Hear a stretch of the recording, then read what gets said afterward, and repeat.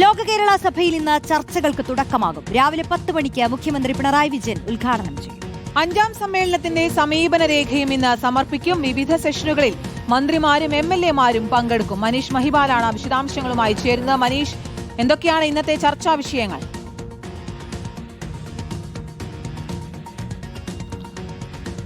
റോഷ്നി, എപ്പോഴും വിവാദ വിഷയമായ ലോക കേരള സഭ ഇന്നലെ വൈകിട്ടാണ് മുഖ്യമന്ത്രി പിണറായി വിജയൻ അതിന്റെ പൊതുസമ്മേളനം ഉദ്ഘാടനം ചെയ്തത്. 125 രാജ്യങ്ങളിൽ നിന്നുള്ള 138 പ്രതിനിധികൾ, ഒപ്പം തന്നെ 28 സംസ്ഥാനങ്ങളിൽ നിന്നുള്ള പ്രതിനിധികളടക്കമുള്ള ആളുകൾ ഇന്നത്തെ സെഷനിൽ പങ്കെടുക്കുന്നു. ഇന്നും നാളെയുമാണ് അതിന്റെ ഔദ്യോഗികമായ സെഷനുകൾ നിയമസഭയിൽ പുരോഗമിക്കുന്നത്. നിയമസഭയിലെ 7 ഹാളുകളിലായിട്ടാണ് അതിന്റെ നടപടിക്രമങ്ങൾ ഉണ്ടാകും. ഇന്ന് രാവിലെ മുതൽ ഉച്ചവരെ 7 പ്രധാനപ്പെട്ട വിഷയങ്ങൾ ചർച്ച ചെയ്യും. അതിനുശേഷം ഉച്ചയ്ക്ക് 2:30 മുതൽ 4:30 വരെ അതിന്റെ ഏരിയ സമ്മേളനങ്ങൾ, അതായത് അതിന്റെ സമ്മേളനങ്ങൾ നടക്കും.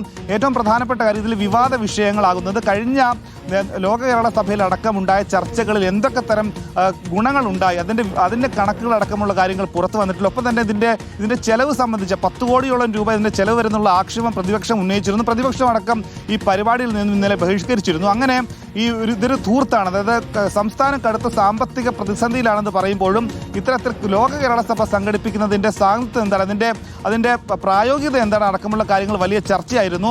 ഇപ്പോഴിതാ മുഖ്യമന്ത്രി കഴിഞ്ഞ അടക്കം ഇന്നലെ പ്രസംഗത്തിൽ പറഞ്ഞത് കേരളത്തിന്റെ വികസനം നടപ്പിലാക്കുന്നതിൽ അതിൽ പ്രവാസികളുടെ പങ്ക് വലുതാണ്. അതുകൊണ്ട് തന്നെ അതുമായി ബന്ധപ്പെട്ട കാര്യങ്ങളിൽ ചർച്ച പുരോഗമിക്കേണ്ടതുണ്ട്. കാര്യം ഇന്നലെ തന്നെ അദ്ദേഹം പ്രഖ്യാപിച്ചിരുന്നു.